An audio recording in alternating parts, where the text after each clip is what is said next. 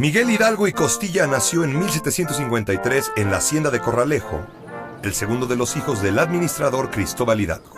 En Valladolid, hoy Morelia, inició los estudios eclesiásticos a los 12 años. Y en 1770 obtuvo el grado de bachiller en artes y de bachiller en teología. Más adelante se ordenó sacerdote. Durante casi 20 años, Hidalgo se dedicó al magisterio y llegó a ser rector del Colegio de San Nicolás. Y en 1803, ya con 50 años, llegó a la parroquia de Dolores. A principios del siglo XIX, España necesitaba más recursos para la guerra contra Inglaterra. En 1804, el rey decretó la consolidación de vales reales, que convirtió las deudas con la Iglesia en deudas con la corona, y además exigió su pago inmediato. Hidalgo tenía hipotecadas sus tierras, y ante la imposibilidad de pagar, se ordenó su embargo. La invasión de Napoleón Bonaparte a España provocó en 1808 una crisis de legitimidad en el gobierno del Imperio Español. Ese mismo año, el Ayuntamiento de la Ciudad de México y un grupo de conspiradores, en 1809 en Valladolid, propusieron la autonomía de la colonia, pero sus intentos fueron reprimidos. En 1810, en Querétaro, surgió una nueva conspiración. Algunos de sus participantes no buscaban ya solo la autonomía, sino la plena independencia de Nueva España. Hidalgo era uno de ellos. Descubierta la conspiración, los acontecimientos se precipitaron. Hidalgo decidió actuar enseguida. Aquí no hay más recurso que ir a cazar gachupines. El 16 de septiembre dio el grito de independencia. Apresó a los españoles y liberó a los reos. En Atotonilco tomó el estandarte de la Virgen de Guadalupe y comenzó su marcha por el Bajío. Fue a Guanajuato acompañado de decenas de miles de campesinos e indígenas, además de unos cuantos cuerpos del ejército comandados por Ignacio Allende y Juan Aldama. Ahí, la matanza de la Alhóndiga de Granaditas, donde más de 300 peninsulares fueron asesinados, provocó que muchos criollos, que podrían haber favorecido la causa, se volvieran contra ella. Mientras tanto, el ejército insurgente de Hidalgo siguió creciendo. Cada vez era más difícil controlar a las casi 80,000 personas que lo seguían. La batalla del Monte de las Cruces fue un triunfo costoso. Además de las pérdidas en muertos y heridos, vino la decepción entre muchos de los insurgentes por no haber tomado la Ciudad de México.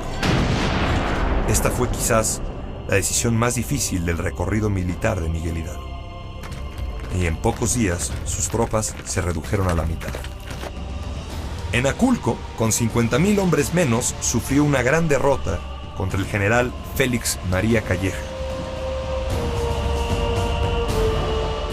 Los jefes de la insurgencia se separaron. Allende se fue a Guanajuato e Hidalgo se retiró por caminos extraviados hasta Guadalajara, ciudad que fue tomada por otro grupo insurgente.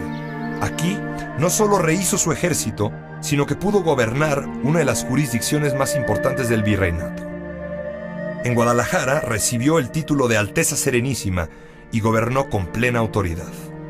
Promulgó varios decretos, el más importante sobre la abolición de la esclavitud. Pero en medio de aquel brillo había sombras, no solo una conspiración para asesinarlo en la que participó el propio Allende, sino su condescendencia con la masa, que lo llevó a ordenar la ejecución a sangre fría de más de 200 peninsulares inocentes, muchos de los cuales ni siquiera estaban presos, sino supuestamente bajo su protección. Fue uno de los actos más crueles de la guerra. El brigadier Calleja avanzó nuevamente sobre los insurgentes.